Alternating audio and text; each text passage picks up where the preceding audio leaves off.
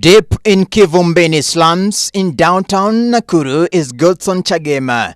At only 19, he towers 6 feet. He sprawls on the sofa in his father's house, hunches over his passport and declares his spirit is in the United Kingdom. He murmurs his name on the invitation letter from Manchester, ferrets the sitting room for his jersey and sneakers. Aya, Jakarta invitation imekuja, ndio. So invitation imekuja, wakaniambia je, trials zitaheldiwa on November date something, I don't really quite last year.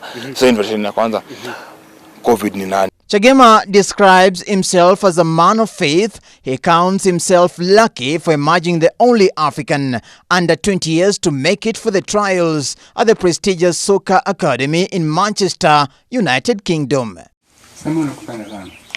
If he passes the rigorous trials there, he stands a chance to play for renowned teams in European Premier Leagues. He has always yearned to play competitively and rebuild primary school in neighborhood, put up a better church for his father, and bring renown to his country.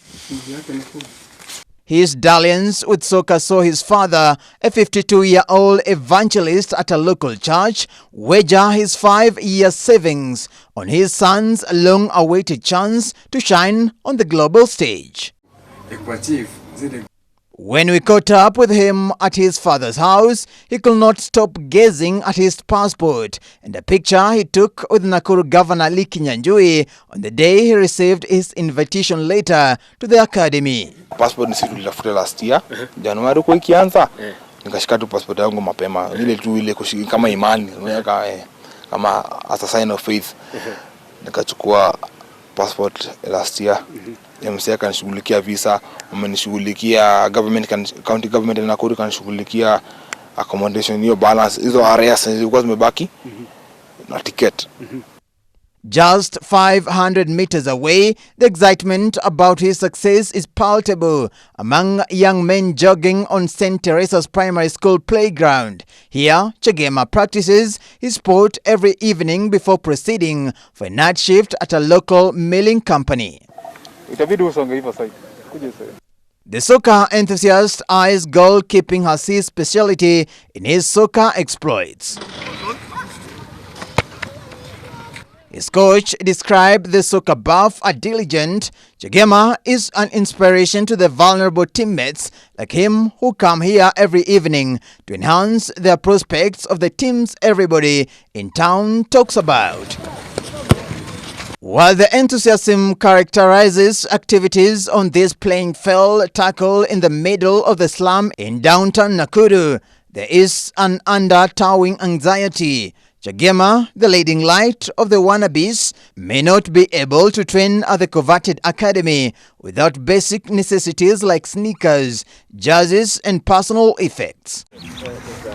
The soccer ace is grateful to the county government of Nakuru for meeting his travel expenses by securing him a return ticket to the United Kingdom. He says the academy promises to cater for his living expenses and training, but will not provide trainees with personal effects and assorted training gear. Very ready, but still kuna zile expenses kama a family. Unajua kuna si kila kitu ukisaidiwa na mtu sasa niko nazoea.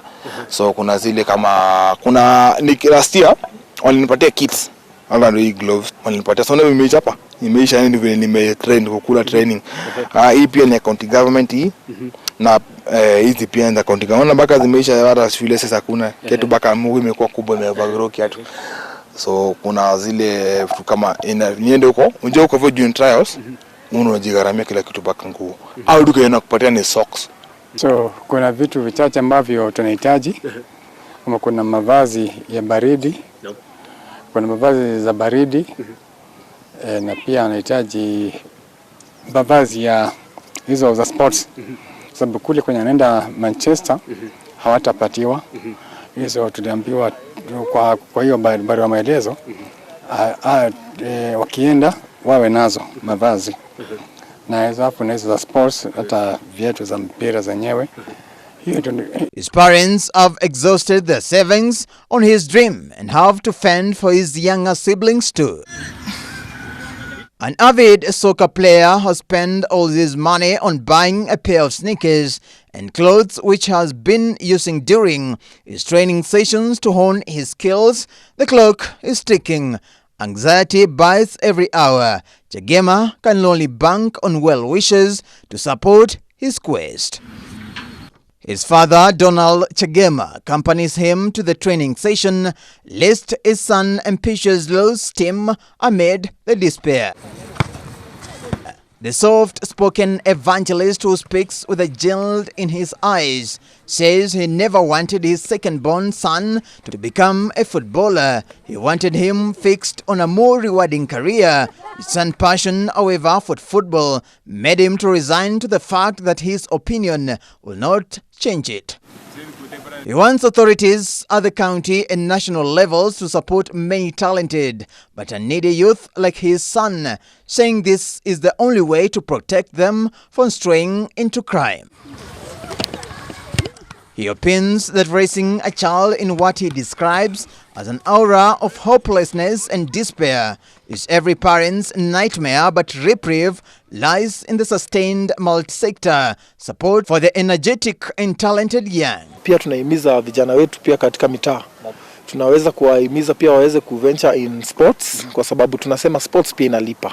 Na pia tunaweza kusema hivi kumekuwa na mambo mingi kwa mitaa zetu na pia tunaona pia through sports inaweza na other disciplines pia inaweza kututoa kwa mambo mingi katika mitaa.